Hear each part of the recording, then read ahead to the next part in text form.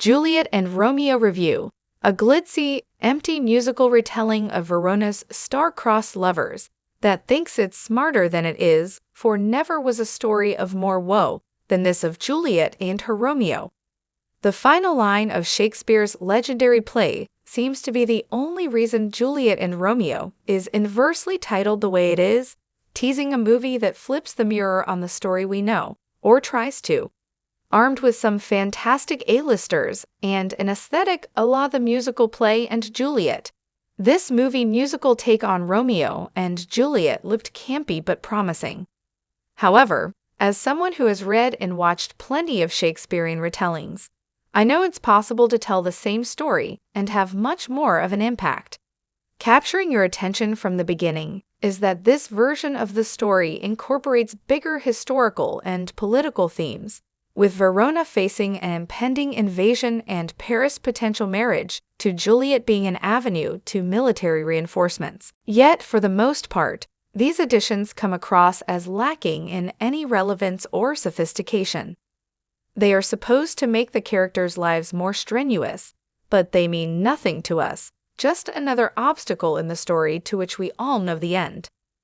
One only somewhat cloying scene between Romeo and Mercutio is the only time I felt like the politics ever mattered, as they discuss how their personal feelings towards Lord Montague play into this, since Mercutio is an adopted Montague's son in this version.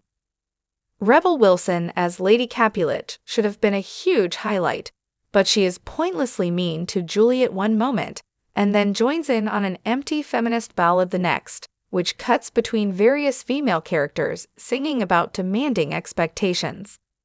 The veteran cast plays their roles well enough with the shoddy material they are given, with the friar touching upon a few valuable points about rewriting history. Additionally, Romeo and Juliet have an interesting musical number, one of the better-written tracks, where they wonder if they simply aren't meant for each other. It's an intriguing moment of doubt we never see in adaptations that might have also bolstered the storyline of the political pressures the characters face. Of course, their resolve returns as soon as the song is over. Juliet and Romeo's pop songs all sound like the same bland expression of preteen angst. The choreography failed to really engage me. Some flips and lifts are maybe supposed to be impressive, but not highlighted well by the cinematography. Otherwise, it's nothing but bright colors and stilted acting. After the year that gave us both Wicked and Emilia Paris, I've been thinking a lot about how a good movie musical segues into its musical numbers, and Juliet and Romeo starts each one with all the grace of a freight train. The one musical number that has some actual personality is from The Apothecary. It still started abruptly, but at least it made me smile for a few minutes. Ultimately, this movie looks like it is borrowing its style from Broadway musicals, something rotten and in Juliet, but doesn't have these works' outrageous tongue-in-cheek humor or exploration of the subtext of Shakespeare's works. Anyone even remotely invested in these elements will find Juliet and Romeo's subplot about the star-crossed romance between Mercutio and his commoner girlfriend Veronica laughable.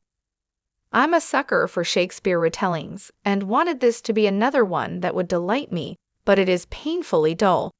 Everything up to the twist ending and a weird tease for a sequel are misfires at resonant emotions and themes, while the actual substance is preachy rather than effective, and the execution isn't anything to sing about either. Those who just want to enjoy the sparkles and a few lines of Shakespeare can perhaps find some entertainment here.